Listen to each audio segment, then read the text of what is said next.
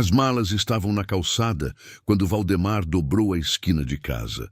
Eram 4 horas da tarde de uma sexta-feira de julho. Aquele frio miúdo que o interior de Minas manda para dentro do osso sem pedir licença. E ele vinha da marcenaria com um macacão cheio de pó de madeira e as mãos marcadas de trabalho, como sempre foram, como sempre seriam. Ele tinha 53 anos, cabelo começando a embranquecer nas têmporas, ombros largos que carregavam cansaço sem reclamar, e uma vida que até aquela tarde de julho ele achava que entendia. Conhecia cada pedra daquela rua de terra vermelha. Conhecia o cheiro de chuva que ficava guardado nas pedras da calçada desde a última chuvarada de dezembro. Conhecia a sombra do ipê amarelo na esquina, que no inverno ficava sem folha nenhuma e parecia um galho de osso contra o céu branco. Ele conhecia tudo ali. Tinha construído tudo ali. Por isso, quando viu as malas, o cérebro dele demorou um tempo para aceitar o que os olhos estavam mandando. Eram 3 volumes. A mala grande de lona que ele usava quando ia visitar o irmão em Juiz de Fora, uma vez por ano, nas festas de fim de ano. A caixa de madeira onde guardava as ferramentas de carpintaria herdadas do pai. Formão, plena, o martelo de cabo enrolado em pano por causa do trincado. E uma sacola de supermercado com roupas enfiadas à força, uma manga de camisa aparecendo pela alça, amassada de qualquer jeito. Ali estava o seu tudo, na calçada, na frente de todo mundo. Valdemar parou no meio da rua de terra batida e ficou olhando para aquele monte de coisa como se alguém tivesse tirado o chão debaixo dos pés dele. A rua não estava vazia. Dona Cida, a vizinha do outro lado, estava na janela com o cotovelo apoiado no parapeito e não fez questão nenhuma de fingir que não estava olhando. O filho do Geraldo, um menino de uns 12 anos, tinha parado de chutar a bola e estava de boca aberta. Um cachorro vira-lata dormia encostado na mala grande sem saber de nada, indiferente ao drama humano como só cachorro consegue ser. A voz veio de cima, do segundo andar da casa que ele havia pintado de branco 3 anos atrás, que havia reformado tijolo por tijolo durante 12 anos de economia e fim de semana, que havia assoalhado com madeira de lei que escolheu pessoalmente na serraria do seu Altair. A voz de Rosária. Valdemar, pode pegar suas coisas e ir embora. Você não mora mais aqui. Ele olhou para cima. Ela estava na janela do quarto, o quarto que era deles, que tinha a cama que ele comprou quando os dois ainda estavam começando, que tinha a fotografia de casamento na parede que ele mesmo havia dependurado torto e ela reclamou durante anos. Rosária, 51 anos, cabelo escuro com um fio branco que ela disfarçava desde os 45, olhos castanhos que um dia foram a coisa mais bonita que ele já tinha visto e que agora olhavam para ele com uma frieza que ele não sabia que era possível existir num ser humano. Do lado dela, um homem. Valdemar conhecia aquele homem. Todo mundo na cidade conhecia Edevaldo Pimenta. 40 anos, cabelo penteado para trás com aquele gel que cheirava de longe, camisa de botão sempre engomada, aquele jeito de andar de quem acha que o chão foi feito especialmente para ele pisar. Edevaldo trabalhava na prefeitura de Santo Antônio do Rio Verde há 8 anos. Num cargo que ninguém sabia explicar direito o que era, mas que pagava bem e dava poder suficiente para ele se meter nos assuntos de todo mundo. Era o tipo de homem que aparecia em todo churrasco, em todo velório, em toda reunião de câmara, sempre com uma opinião formada e uma mão perto do lugar certo. O povo da cidade tolerava ele, ninguém gostava, mas todo mundo precisava de um favor alguma hora. Edevaldo estava com o braço apoiado na janela, do lado de Rosária, e sorria. Não era um sorriso envergonhado, era o sorriso de quem ganhou e quer que todo mundo saiba. Valdemar sentiu alguma coisa se partir dentro do peito. Não foi rápido, foi devagar, como madeira boa que racha pela fibra. Devagar, com um estalo seco que só quem está muito perto consegue ouvir. Ele tinha trabalhado a vida toda. Tinha chegado em casa todas as noites. Tinha ajudado com as contas, com as crianças, com a horta dos fundos, com o telhado que vazava todo inverno. Nunca tinha dado motivo. Não era o tipo de homem que dava motivo. As crianças, ele falou. A voz saiu rouca de dentro de um lugar fundo. Rosária demorou. Depois, sem olhar para ele. Descem agora. A porta da frente abriu. Primeiro veio Marquinho, 8 anos, de meia sem sapato, uma mochila escolar no ombro com o zíper aberto e um estojo caindo para fora.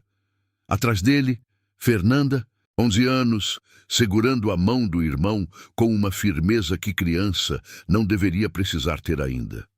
O olho de Fernanda estava vermelho, daquele vermelho de quem chorou muito e tentou parar e não conseguiu de todo. Ela olhou para o pai, olhou para o chão. Não disse nada, porque às vezes 11 anos já é velho o suficiente para saber que não tem nada a dizer. Valdemar abaixou no meio da rua e abraçou os 2 filhos, sem se importar com quem estava olhando, sem se importar com o pó do macacão que foi para a roupa deles, sem se importar com nada. Abraçou e ficou com os olhos fechados por um segundo, sentindo o cheiro de shampoo de criança e aquele cheiro de suor miúdo de quem brincou a tarde toda, e tentou guardar aquilo num lugar dentro de si onde ninguém pudesse mexer. Quando abriu os olhos, Rosária já tinha fechado a janela. Valdemar ficou ali parado por um minuto que pareceu 1 hora. Depois, devagar, começou a juntar as malas. Marquinho pegou a sacola de supermercado com as 2 mãos. Fernanda pegou a alça da mala menor e puxou sem pedir ajuda. O queixo erguido, os olhos secos agora com uma determinação que doía de ver numa menina daquela idade. Eles andaram rua abaixo, os 3 juntos, com o sol de inverno baixando rápido atrás das serras e o frio entrando de vez no final da tarde. Valdemar não sabia ainda para onde estava indo. Só sabia que estava indo com os 2 filhos ao lado e que a casa que tinha construído tijolo por tijolo tinha ficado para trás com um homem de camisa engomada na janela dela. Andaram 5 quarteirões até a casa de Toninho Borges. Toninho tinha 56 anos, barriga de pão de queijo e cachaça de alambique, bigode que nunca foi aparado direito, e uma amizade com Valdemar que vinha dos 10 anos de idade, quando os 2 estudaram juntos na escola estadual e dividiram a mesma carteira por 2 anos. Toninho trabalhava como pedreiro autônomo, construía muro, consertava calçada, assentava piso e vivia num sobradinho de 2 cômodos no fundo de um terreno que a mãe havia deixado quando se foi. Não era muito, mas era dele. Quando Valdemar bateu no portão com os 2 filhos e as malas, Toninho abriu a porta, olhou para a cena, olhou para o amigo e não perguntou nada, só abriu o portão mais. Entra! O jantar foi arroz com feijão e um pedaço de linguiça mineira que Toninho tinha frito na hora. Marquinho comeu com fome de criança que não entende muito do que aconteceu, mas sentiu o peso do dia no estômago. Fernanda comeu pouco, ficou olhando para o prato. Valdemar comeu porque sabia que precisava, não porque sentiu vontade. Depois que as crianças dormiram no colchão estendido no chão do quartinho de ferramentas, os 2 amigos ficaram sentados na varanda do fundo com um copo de cachaça de alambique que Toninho tinha ganhado do vizinho no mês passado. O frio estava pesado. As estrelas estavam limpas no céu, como acontece nas noites de julho no interior de Minas, quando não tem nem nuvem nem fumaça para atrapalhar. Por quanto tempo você pode ficar? Valdemar perguntou sem enfeitar.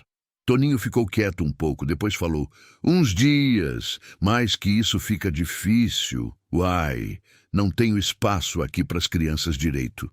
Você sabe como é. Valdemar sabia. Não tinha reclamação nenhuma. Toninho estava fazendo mais do que muita gente faria.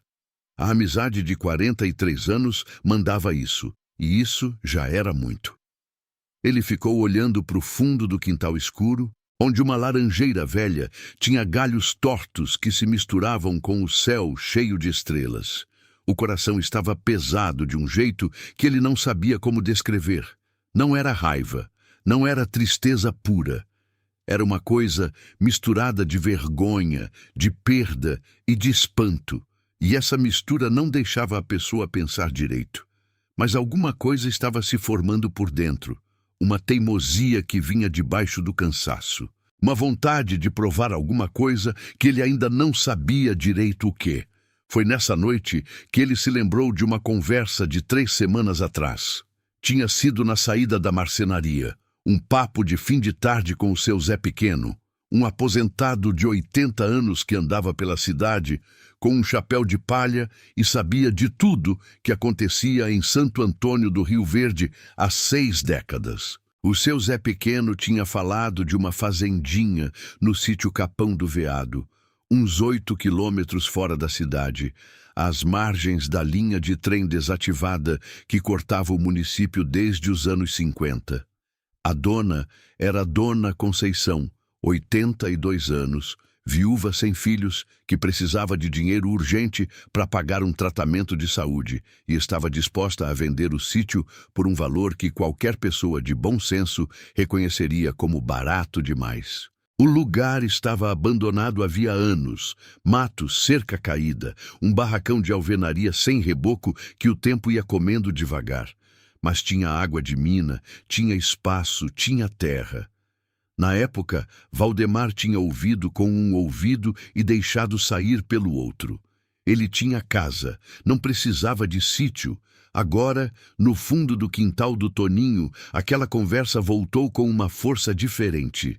Valdemar tinha dinheiro guardado. Era uma herança que o pai havia deixado em dinheiro vivo, guardado dentro de um envelope que o pai dizia ser para hora de aperto. O dinheiro estava numa conta poupança que Valdemar havia aberto antes do casamento, no nome só dele, que nunca tinha tocado porque o aperto nunca tinha chegado de verdade. Até aquela noite, ele passou a madrugada inteira sem dormir, calculando, pesando, revirando na cabeça o que tinha e o que não tinha. Quando o primeiro clarão do dia começou a entrar pela janela e Marquinhos se mexeu no colchão, com um resmungo de criança que acorda sem saber onde está, Valdemar já tinha tomado a decisão. Na manhã seguinte, bateu na porta da Dona Conceição às 8 horas.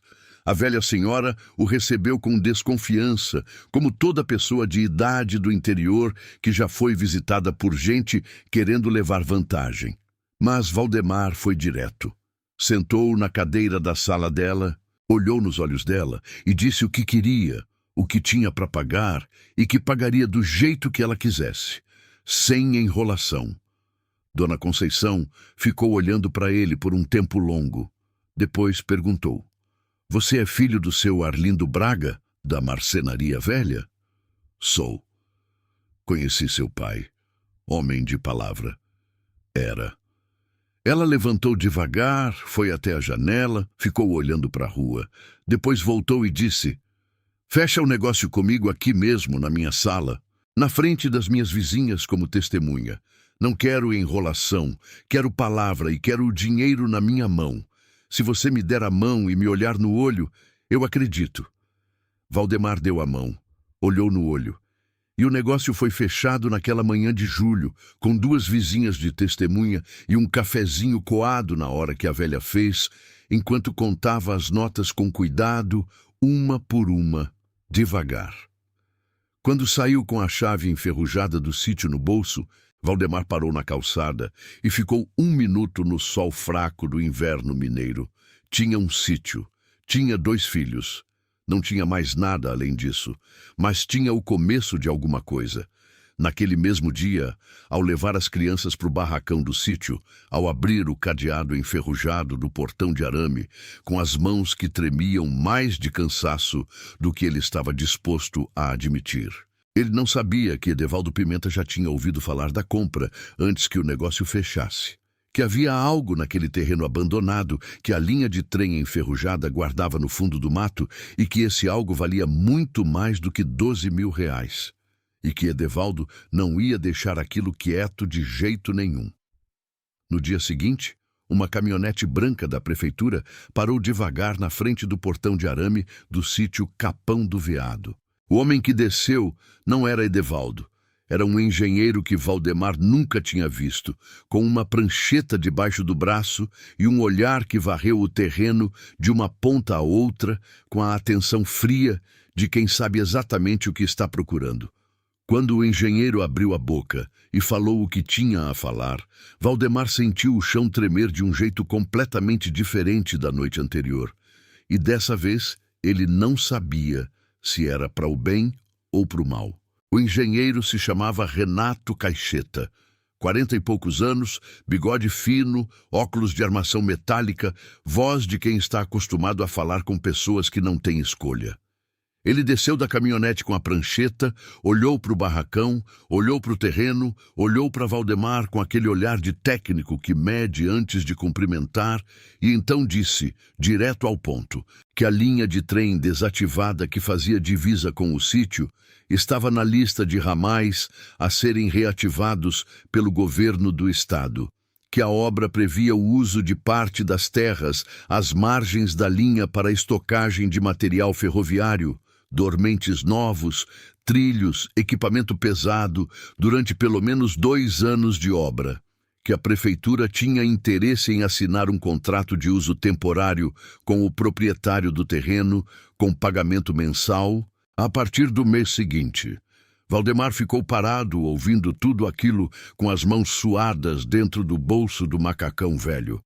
Marquinho tinha parado de correr no quintal e ficou de pé à distância, olhando para o homem de óculos com a curiosidade direta de criança de 8 anos que ainda não aprendeu a disfarçar o interesse.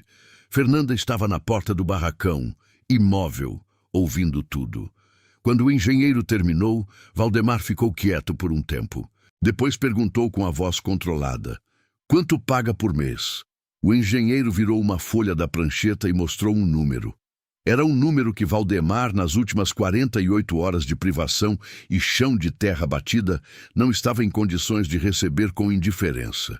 Era suficiente para cobrir alimentação, escola, material de construção para reformar o barracão e ainda sobrar um pouco todo mês. Por 2 anos seguidos. Ele sentiu um formigamento no peito que não sabia direito como classificar.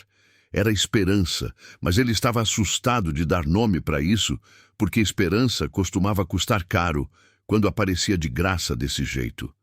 "Preciso pensar", ele disse. O engenheiro deixou um papel com o número de telefone da Secretaria de Obras e foi embora na caminhonete branca levantando poeira na estrada de chão. Valdemar ficou parado no portão de arame por um longo tempo, olhando para o caminho que a caminhonete havia deixado. Fernanda veio ao lado do pai sem fazer barulho, como ela sempre fazia quando sabia que era hora de ficar por perto sem atrapalhar. Marquinho veio logo depois, sentou no chão e começou a mexer num formigueiro com um palito. "Pai", Fernanda disse, com aquela voz calma que doía porque era velha demais para uma menina de 11 anos. "É boa notícia, né?" "É", ele respondeu. "Mas boa notícia em cima de terreno ruim ainda pode virar problema." Ele estava com razão. E ia descobrir isso mais rápido do que imaginava. Naquela mesma tarde, enquanto Valdemar estava no barracão, tentando entender o melhor jeito de tapar uma goteira no teto antes que o tempo virasse, apareceu na estrada de chão o carro de Edevaldo Pimenta, um Hilux prata, daqueles que a prefeitura tinha comprado no ano anterior com dinheiro público e que Edevaldo usava como se fosse seu. O carro parou na frente do portão e Edevaldo desceu devagar, sem pressa, com aquele jeito de quem tem todo o tempo do mundo e sabe que o outro não tem. Ele estava de calça social e camisa polo azul marinho, os sapatos sociais, que pareciam fora de lugar na estrada de terra, cabelo penteado como sempre. Olhou para o barracão com uma expressão entre pena e diversão que Valdemar reconheceu imediatamente como a pior combinação possível. "Valdemar", ele disse, abrindo os braços como se fosse um reencontro de amigos. "Que saudade! Soube que você comprou esse terreno aqui." Corajoso da sua parte. Valdemar ficou parado na frente do portão sem abrir. Não disse nada. Edevaldo baixou os braços, o sorriso ficou, mas os olhos ficaram sérios. Olha, eu vim aqui de boa fé. Quero te ajudar. Esse terreno tem umas complicações que talvez você não saiba. A dona Conceição vendeu sem saber de certas coisas que eu sei. Mas se você quiser conversar, a gente pode resolver isso de uma forma boa para todo mundo. Você me passa o terreno por um preço justo, eu resolvo tudo. E você sai dessa situação antes de se meter num problema maior.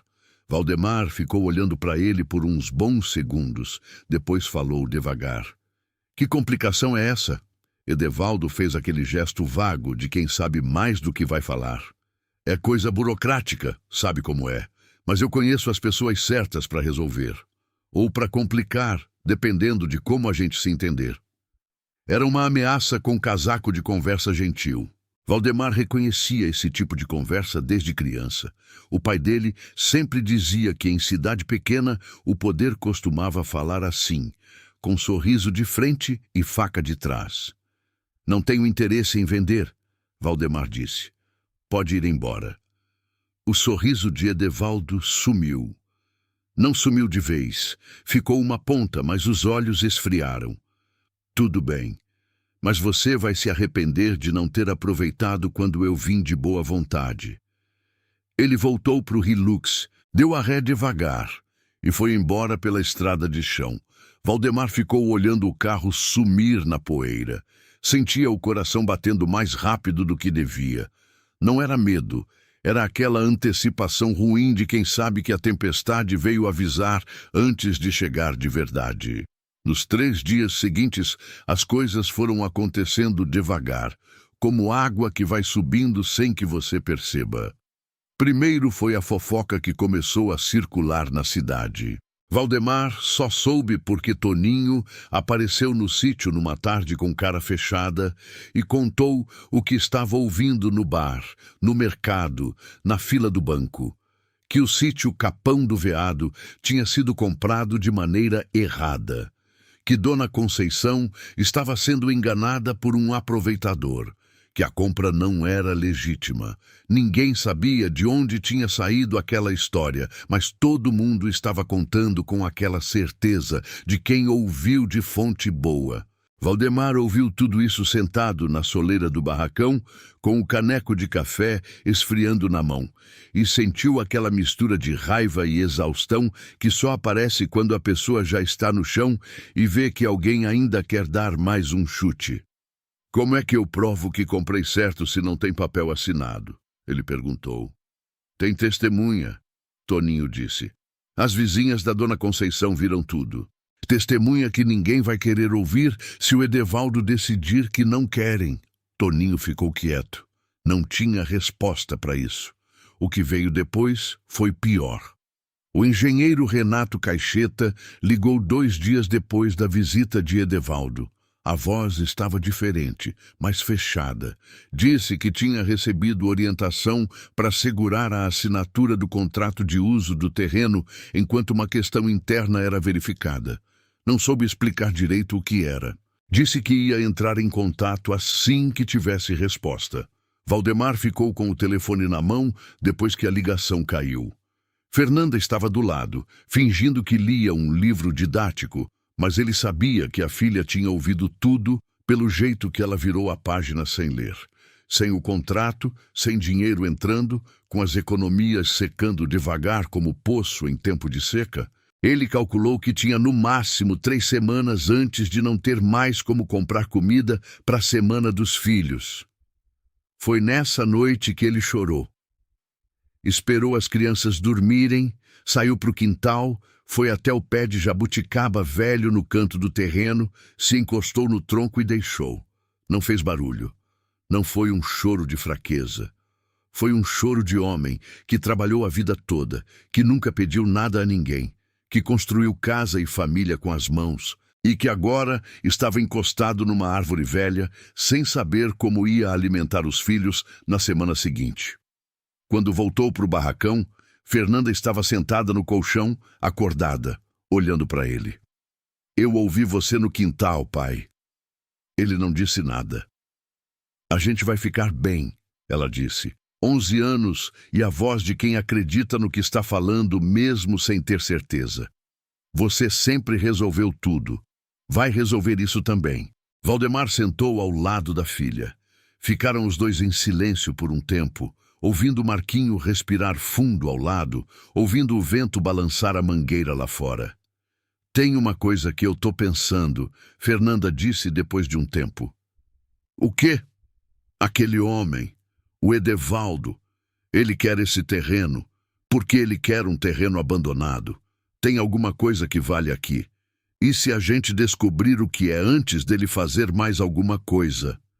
Valdemar olhou para a filha, 11 anos, raciocínio mais rápido que a maioria dos adultos que conhecia. Ficou quieto pensando naquilo. Ela estava certa. Edevaldo não aparecia pessoalmente em terreno de beira de estrada à toa. Havia alguma coisa naquele sítio que ele sabia e Valdemar ainda não sabia.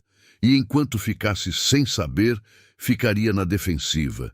Na defensiva era onde Edevaldo queria que ele ficasse. Na manhã seguinte, Valdemar acordou antes do sol e foi andar pelo terreno inteiro com uma atenção diferente. Não era mais o olhar de quem está avaliando onde plantar. Era o olhar de quem está procurando alguma coisa sem saber o que é. Andou pelo mato alto, pela divisa de arame farpado, pela beira da linha de trem. Foi então que viu, a uns 200 metros de onde estava, algo que tinha passado despercebido da primeira vez. Uma área de terra mais plana, já dentro da faixa de domínio da linha, onde o mato tinha sido cortado recentemente. Não havia meses, havia dias, talvez. E havia marcas de pisada na lama seca, marcas de sapato social que não combinavam com o trabalhador rural. Valdemar ficou olhando para aquele chão por um tempo longo, com o sol de julho começando a raiar atrás das serras e a neblina ainda cobrindo o fundo do terreno como lã branca. Alguém tinha estado ali. E quem quer que fosse, tinha voltado mais de uma vez. Foi Fernanda quem trouxe a primeira peça que mudou o jogo, sem saber exatamente o que estava fazendo. Ela tinha voltado à escola na cidade. Valdemar insistiu nisso. Criança não para de estudar por causa de problema de adulto. E na volta, enquanto esperava o pai na frente da escola com o Marquinho, tinha puxado conversa com Dona Aparecida, a merendeira que trabalhava lá havia 20 anos e era prima distante de Dona Conceição. Dona Aparecida, sem que ninguém pedisse, havia contado que Edevaldo tinha ido à casa de Dona Conceição 2 semanas antes que Valdemar fosse, que tinha oferecido um valor menor que a velha recusou porque não confiava nele, e que quando Edevaldo saiu, Dona Conceição havia ligado para o seu Zé Pequeno para perguntar se tinha alguém de confiança que precisasse do terreno, porque ela não ia vender para aquele homem nem que ele dobrasse a oferta. Era o seu Zé Pequeno quem tinha falado com Valdemar naquela tarde na saída da marcenaria. Não era coincidência, era uma corrente de pessoas de bem tentando fazer a coisa certa, sem que ninguém soubesse direito o que estava fazendo. Quando Fernanda contou isso ao pai naquela noite, sentada na porta do barracão, com o vento frio de julho balançando o capim alto, Valdemar ficou olhando para a filha por um longo tempo sem falar. Depois colocou a mão na cabeça dela com aquela gentileza de pai que sabe que às vezes o filho salva a gente sem querer. E então Toninho chegou com outra informação, essa mais pesada que todas as outras. Havia um levantamento geológico da região feito pelo Estado 2 anos atrás que apontava a existência de uma jazida de areia quartzosa de qualidade alta exatamente na faixa que margeava o traçado do ramal ferroviário.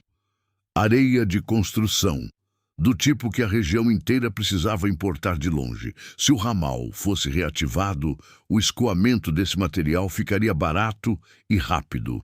E o terreno que margeava a linha estava em cima exatamente da área de maior concentração da jazida. Valdemar ficou quieto depois que Toninho terminou de falar. Então é isso, ele disse. É isso, Toninho confirmou. Era isso. Edevaldo sabia do levantamento porque tinha acesso a informações que a maioria das pessoas não tinha. Sabia do plano de reativação do ramal. E quando soube que Dona Conceição estava vendendo, foi até ela antes de Valdemar. Só que a velha não quis vender para ele. Havia escolhido o filho do seu Arlindo Braga em vez de um homem de camisa engomada. E essa escolha havia colocado Edevaldo numa posição que ele claramente não estava disposto a aceitar. Na manhã seguinte, Valdemar foi até a casa do seu Zé Pequeno. O velho o recebeu com café e rosquinha de polvilho e ouviu tudo o que Valdemar contou sem interromper, o chapéu de palha na mão, os olhos atentos. Quando Valdemar terminou, o seu Zé Pequeno ficou quieto por um tempo. Depois disse uma coisa que Valdemar não estava esperando. O Renato Caixeta, esse engenheiro, ele é homem de palavra ou não é? Valdemar pensou. Pareceu ser. Então vai falar com ele diretamente. Não pelo telefone, pessoalmente. Conta tudo. Deixa ele ver com quem ele está lidando. Um homem de palavra reconhece outro homem de palavra de perto. De telefone não dá. Era simples. Tão simples que Valdemar quase passou por cima porque estava esperando uma solução mais complicada. Às vezes, a saída mais óbvia é a que o desespero esconde melhor. Só que antes que ele pudesse agir, chegou a notícia que ninguém estava esperando. Rosária havia entrado com um pedido afirmando que parte do dinheiro usado na compra do sítio era dela, que o dinheiro da herança era patrimônio do casal, que ela tinha direito à metade do terreno. Valdemar ficou de pé no meio do barracão quando Toninho trouxe a notícia e sentiu o chão sumir de verdade desta vez. Valdemar ficou de pé no meio do barracão por um tempo que não soube medir. A notícia que Toninho tinha trazido estava pousada dentro do peito dele como pedra de calçamento, fria e pesada, e ele ficava olhando para ela sem conseguir encontrar por onde começar a lidar. O dinheiro da herança. O envelope que o pai havia deixado, que ele havia guardado antes do casamento, que estava no nome dele desde antes de Rosária entrar na vida. Ela queria a metade. E o pior não era nem o pedido em si. O pior era que Valdemar sabia de onde aquele pedido tinha vindo. Rosária nunca havia ligado para bens imóveis na vida. Sempre foi do tipo que preferia dinheiro no bolso a terreno. Aquilo tinha cheiro de Edevaldo em cada sílaba. Marquinho, que estava tentando caçar um lagarto no quintal, não sabia de nada. Fernanda, que estava na escola, também não. Era bom que fosse assim. Toninho ficou parado na porta do barracão com aquela expressão de quem entrega uma notícia ruim e não sabe o que fazer com as mãos. Depois de um tempo, falou. Tem como provar que o dinheiro era só seu? Tem gente viva que sabe, Valdemar disse. A tia Geraldina em Lavras. Era ela que guardava o envelope do papai antes de mim. E tem o seu Zé Pequeno também, que sabia da herança porque era amigo do meu pai desde os tempos da marcenaria velha. Então vai precisar dessas pessoas. Vai precisar que elas falem. Vão falar? Valdemar ficou quieto. Sabia que a tia Geraldina era mulher de palavra firme. Sabia que o seu Zé Pequeno tinha conhecimento de mundo suficiente para não ter medo de falar o que sabia. Mas sabia também que pedir para pessoas idosas de cidade pequena se metam em briga de ex-casal era pedir muito, porque cidade pequena tem memória e essas coisas não ficam sem custo. Vou lá pessoalmente, ele disse. Não peço por telefone. No dia seguinte, antes do sol esquentar, Valdemar pegou uma carona com o homem do mercado que ia à cidade de manhã cedo, deixou as crianças com Toninho, que tinha vindo dormir no sítio especificamente para isso, e foi primeiro à casa do seu Zé Pequeno. O velho o recebeu com café e rosquinha de polvilho, como sempre fazia para quem chegava cedo. Ouviu tudo sem interromper. O chapéu de palha na mão, os olhos atentos como os de quem passou 80 anos prestando atenção no mundo e aprendeu o valor de ouvir antes de falar. Quando Valdemar terminou, ficou quieto por um momento, olhando para o fundo do quintal. Depois disse: seu pai me contou da herança um ano antes de ir. Me disse que tinha deixado separado para o seu Valdemar, porque o menino era o que mais ia precisar na vida, que ele não tinha jeito de pedir ajuda. O velho parou, respirou fundo. Eu sei de onde veio esse dinheiro. Sei que foi antes do casamento. Falo para quem precisar ouvir. Você pode contar comigo. Valdemar agradeceu com a mão apertada, como homem aperta a mão de outro homem quando a gratidão não cabe em palavra. Da casa do seu Zé Pequeno, foi direto de ônibus até Lavras visitar a tia Geraldina. 78 anos, baixa, cabelo branco preso num coque, aquela sobrancelhada que ela usava quando estava pensando. Ela ouviu o sobrinho, tomou o café devagar e depois disse, sem rodeio: claro que vou falar. Fui eu que guardei aquele dinheiro durante 3 anos, antes de passar para as mãos do seu pai, quando ele ficou doente. Tenho até a caderneta velha que o seu Arlindo usava para anotar quanto tinha. Nem sei por que ainda guardo isso, mas guardo. Deus sabe das coisas. Valdemar foi embora de Lavras com um peso a menos no peito. Tinha 2 pessoas de palavra. Tinha a caderneta velha do pai, que provava o que precisava ser provado, porque nomes e datas não mentem. Não era documento de cartório. Era algo melhor em certos aspectos. Era a memória viva de pessoas que conheciam o pai dele desde que ele estava vivo. Na volta para Santo Antônio do Rio Verde, no banco do ônibus com o cheiro de estrada e o sol de inverno batendo pela janela, Valdemar lembrou do que o seu Zé Pequeno tinha dito sobre o engenheiro Renato Caixeta. Homem de palavra reconhece outro homem de palavra de perto. De telefone não dá. Foi naquela mesma tarde que ele foi pessoalmente à Secretaria de Obras da Prefeitura. Renato Caixeta estava na mesa, com a prancheta aberta e uma régua na mão, quando Valdemar entrou. Levantou os olhos, reconheceu o homem do sítio e teve aquela expressão fechada de quem não sabe ainda o que esperar. Valdemar fechou a porta. Sentou na cadeira do outro lado da mesa, sem ser convidado, porque não era hora de esperar convite. Colocou as mãos na mesa e olhou para o engenheiro nos olhos. E falou tudo. Não pediu. Não implorou. Contou. A compra do sítio, a visita de Edevaldo, a fofoca espalhada, o contrato travado, o pedido de Rosária, as marcas de sapato na beira da linha. Contou tudo com a objetividade de homem que passou a vida lidando com madeira. E sabe que prego que entra torto não adianta martelar sem antes puxar. Renato Caixeta ouviu tudo sem mexer na régua, sem olhar para o lado, sem fazer aquelas expressões que as pessoas fazem quando estão fingindo ouvir. Ouviu de verdade. Quando Valdemar terminou, o engenheiro ficou quieto por um momento. Depois disse: você sabe que eu não posso agir contra a pressão interna da prefeitura sem motivo documentado. Sei. Mas sei também que a obra não pode esperar política de corredor. Tem o prazo do Estado. Ficou quieto de novo.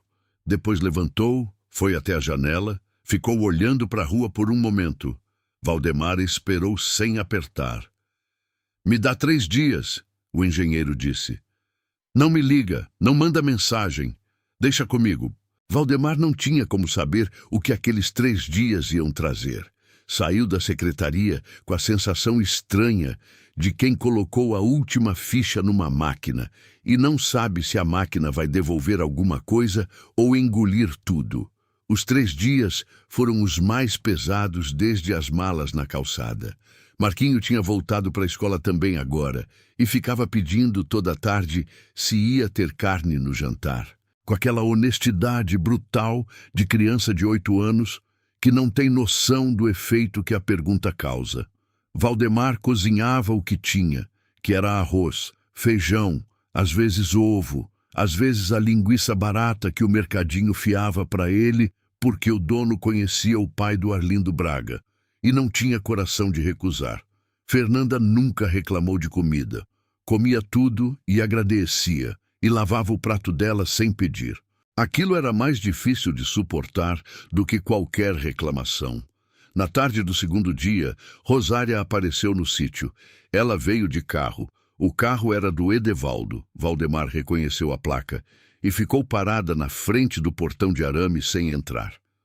Valdemar foi até o portão. Ficaram os dois se olhando por um momento, com o vento de julho passando entre eles e o capim alto, balançando no fundo do terreno. Rosária parecia diferente de como estava na janela da casa no dia das malas. Menos fria.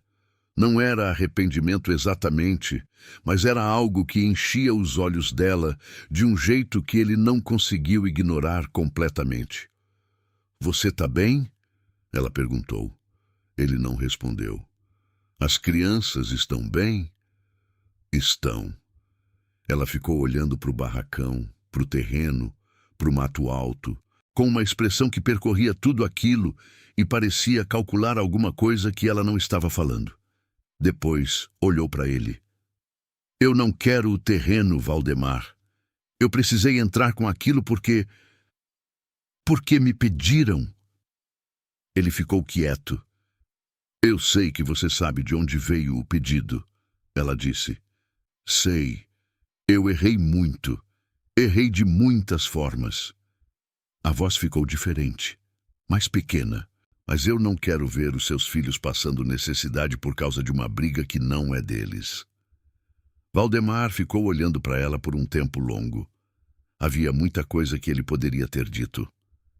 A maioria eram coisas verdadeiras, coisas que carregava desde o dia das malas, coisas que acumulavam peso toda noite no chão daquele barracão.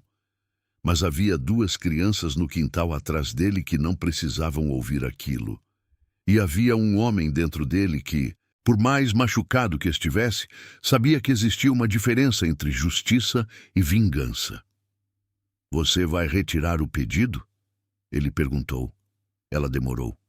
Depois, com a voz firme, "Já retirei essa manhã." Valdemar ficou olhando para a ex-mulher por mais um momento. Depois deu meia volta e voltou para o barracão sem mais palavra. Havia coisas que o tempo ia precisar resolver que aquela conversa não conseguia resolver. Mas uma pedra havia saído do caminho, uma pedra grande. No terceiro dia, às 4 da tarde, o celular de Valdemar tocou. Era o número da Secretaria de Obras. Era o Renato Caixeta. "Pode vir assinar o contrato," o engenheiro disse. Voz direta, sem rodeio. "Traga as testemunhas que fecharam o negócio com a dona Conceição. A assinatura é hoje, antes do expediente fechar." Valdemar ficou parado com o telefone na mão depois que a ligação caiu. Depois, foi até o quintal onde Fernanda estava ajudando Marquinho a construir uma casinha de pau no canto da mangueira. E ficou olhando para os 2 filhos por um momento. Fernanda olhou para o pai, viu alguma coisa na expressão dele que ela entendeu sem precisar perguntar, e sorriu. Só sorriu. Aquele sorriso de 11 anos que valia mais que qualquer palavra que ele teria conseguido dizer. Valdemar foi buscar o seu Zé Pequeno pessoalmente e os 2 foram juntos à casa de Dona Conceição, que foi à secretaria com eles apoiada na bengala e com aquela sobrancelhada de velha que não tem medo de mais nada nessa vida. As 2 vizinhas vieram também porque Dona Conceição não pediu, mandou. E o povo do interior de Minas sabe que certos convites não são convites. O contrato foi assinado naquela tarde com cheiro de café que alguém tinha feito na copa da secretaria e barulho de pássaro lá fora na jabuticabeira que crescia na calçada. Renato Caixeta assinou do lado do Estado.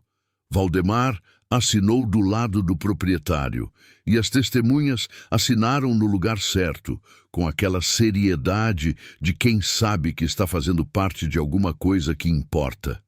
Edevaldo Pimenta, Valdemar ficou sabendo depois, havia recebido naquele mesmo dia uma notificação interna da secretaria, informando que qualquer interferência no processo de contratação de terrenos para a obra ferroviária seria investigada como irregularidade funcional. Renato Caixeta havia ido pessoalmente ao secretário de obras, que era homem antigo na administração e não tinha paciência para politicagem de corredor, e havia colocado os fatos na mesa de forma objetiva. O secretário havia agido rápido, como age quem tem obra para entregar e não tem tempo para perder. Edevaldo ficou quieto. Não sumiu de vez, porque homem do tipo dele não some de vez. Mas ficou quieto. O primeiro pagamento do contrato entrou na conta no mês seguinte. Era uma sexta-feira cedo, e Valdemar estava no barracão tomando café quando o celular notificou. Ficou olhando para o número na tela por um tempo. Depois, chamou os filhos. "Hoje a gente vai no mercado e vai comprar o que precisar", ele disse. Marquinho gritou de alegria, com aquela energia de criança que não precisa entender os detalhes para sentir que alguma coisa boa aconteceu. Fernanda ficou olhando para o pai, com os olhos brilhando, mas a expressão controlada, do jeito dela, e então fez uma coisa que ela raramente fazia. Chegou perto, colocou a cabeça no ombro do pai e ficou assim por um momento, quieta, sem precisar de palavra. Valdemar colocou o braço em volta da filha e ficou olhando pela janela do barracão para o terreno.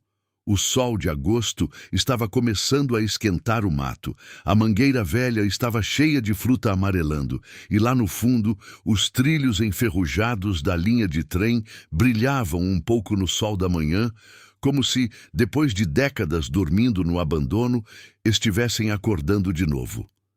Nos meses seguintes, a obra começou devagar, como começa toda obra no interior.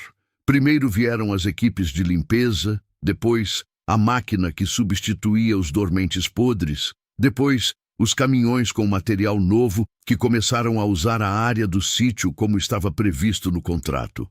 Valdemar construiu um quarto de alvenaria para o barracão com as primeiras 2 parcelas, com janela de madeira que ele mesmo entalhou na marcenaria do seu Altair, onde continuava trabalhando. Toninho veio ajudar no fim de semana, como havia prometido, sem que ninguém pedisse, e trouxe o filho adolescente junto. Os 4 trabalharam a semana toda no quarto novo, com o rádio ligado e feijão no fogão. E quando Marquinho e Fernanda dormiram no primeiro quarto, com paredes de reboco e janela de verdade, Valdemar ficou sentado na porta do barracão, ouvindo o silêncio do sítio por um tempo longo. Era silêncio de paz. Era diferente do silêncio de antes, que tinha ansiedade e medo por baixo. Esse tinha chão firme. Edevaldo acabou saindo da prefeitura 6 meses depois, numa daquelas saídas de cargo público que acontecem sem comunicado oficial e que todo mundo entende sem que ninguém precise explicar. A cidade ficou sabendo, a cidade comentou por um tempo, e então a vida foi andando como a vida anda. Rosária foi morar com a irmã em Varginha. Valdemar não soube de mais detalhes e não foi atrás de saber. O que ele sabia era o que tinha na frente. 2 filhos crescendo num sítio que era dele, uma linha de trem que voltava a funcionar pela primeira vez em décadas, e um trabalho de vigia da linha ferroviária que o engenheiro Renato Caixeta havia recomendado pessoalmente para ele quando as contratações começaram. Era trabalho honesto, era cedo, era sol e vento e chão de Minas Gerais debaixo dos pés. Era exatamente o tipo de trabalho que um filho do seu Arlindo Braga sabia fazer. 12 meses depois do dia das malas na calçada, numa manhã de domingo de julho, com frio de rachar e céu azul de inverno mineiro, Valdemar estava sentado na varanda do barracão reformado com os 2 filhos do lado e um caneco de café na mão quando ouviram o apito. Era o primeiro trem de teste passando na linha reativada, lento, pesado, levantando uma névoa de ferrugem velha dos trilhos enquanto ia. Marquinho saiu correndo para a beira da cerca para ver de perto, gritando igual criança que viu coisa que nunca viu. Fernanda foi mais devagar. Ficou ao lado do pai, os 2 olhando o trem passar. "Achei que ia ser mais bonito", ela disse. "É bonito do jeito que é", ele respondeu. O trem passou. O barulho foi diminuindo pela curva e a linha voltou ao silêncio. Valdemar ficou olhando para o trilho por um tempo, com o café esfriando na mão e o frio de julho no rosto, e pensou no pai. Pensou no envelope de dinheiro que o velho havia guardado para a hora de aperto. Pensou que o pai nunca imaginou que o aperto ia ser esse específico, mas guardou do mesmo jeito porque sabia que aperto vem quando menos se espera. Era a sabedoria de homem que trabalhou a vida toda e aprendeu que a única proteção que existe de verdade é a que você constrói antes de precisar. Não tinha riqueza que fizesse inveja nenhuma. Tinha um sítio, tinha 2 filhos, tinha um trabalho, tinha Toninho que aparecia toda 15 dias com pão de queijo e uma garrafa de cachaça de alambique que eles tomavam na varanda enquanto as crianças dormiam. Falando das coisas do dia e às vezes não falando de nada, que também é jeito de dizer que a amizade está viva. Tinha paz. E quem já passou pelo que Valdemar passou, sabe que paz não é pouca coisa. É a coisa maior que existe, e a maioria das pessoas só descobre isso depois de ter perdido ela por um tempo. O sol foi subindo sobre as serras de Minas, devagar como sempre sobe no inverno, e a linha de trem lá no fundo do terreno foi clareando aos poucos, o aço brilhando no sol da manhã, como se estivesse contando que ainda tinha muita coisa boa para percorrer.